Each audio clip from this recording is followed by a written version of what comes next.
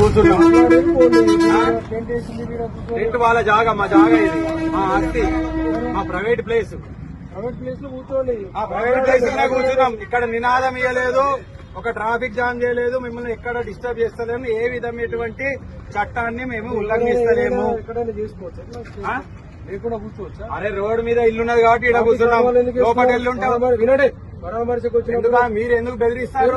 ఎందుకు బెదిరించి బరాబర్ వేసుకుంటాం. మేము కండు వేసుకునే కూర్చుంటాం.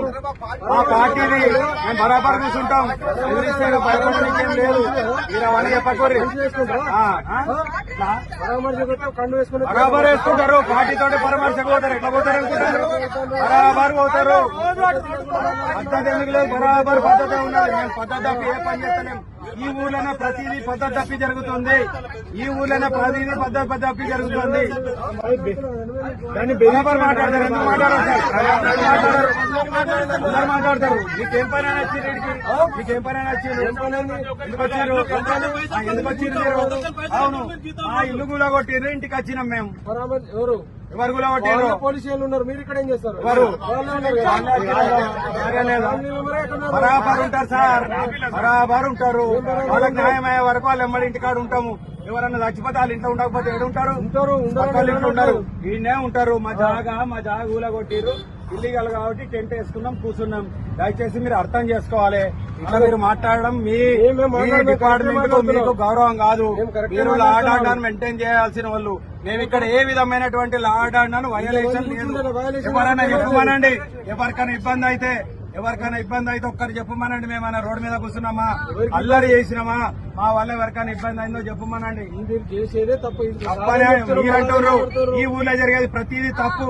ఆ తప్పులన్నీ మీరు కాస్తా ఉన్నారు. ఇది పద్ధతి కాదు. మీరే కాస్తారు తప్పులనంతా మీరే కాస్తారు. బరాబర్ చట్టం ఉంటది. 3 ఏళ్ల తర్వాత చట్టం పనిచేస్తుంది. ఇప్పుడు చట్టం పనిచేస్తలేదు, అప్పుడు బరాబర్ పనిచేస్తుంది. ఎక్కడ ఎందుకోసం కూలగొడుతున్నావు? అసలు నీకేమైనా అవగాహన ఉన్నదా? ఇక్కడ ట్రాఫిక్ ఎంత ఉన్నది, రోడ్ ఎంత ఉండాలి, ఎంత వెడల్పు చేయాలనే సైంటిఫిక్ ఏమైనా సర్వే చేసినవా నువ్వు ఇప్పటి వరకు? నీ అధికారులకు ఏమైనా అవగాహన ఉందా? నువ్వు ఎందుకోసం ఇంత వెడల్పు చేస్తున్నావు సెంటర్లు? ఇక్కడ పాపులేషన్ ఎంత, ఎందుకోసం వెడల్పు చేయాలి? గతంలో పాపులేషన్ ఏమున్నది? గతంలో కొనుగోలు శక్తి ఎంత ఉన్నది? ఇప్పుడు కొనుగోలు శక్తి ఎంత ఉన్నది? ఇప్పుడు వ్యాపారాలు ఎంత నడుస్తున్నాయి? ఎంత మేర తగ్గిపోయింది? ఇవన్నీ గమనించుకొని నువ్వు చేయాల్సింది పోయి ఒక గుట్టిగా నువ్వు వ్యవహారం చేస్తా ఉన్నావు. ఎంత దోసుకోవడం కోసం చేసే పని. అవును, నువ్వు ఒక ఇళ్లలో ఉండు దొంగ పనులు చేసి పైసలు సంపాదించి నువ్వు విల్లాలు కట్టుకున్నావు. ఇప్పుడు ఎక్కడ పోయినా విల్లాలలో ఎట్లా ఉంటుందో అందంగా ఉండడం కోసం ఈ ఊరు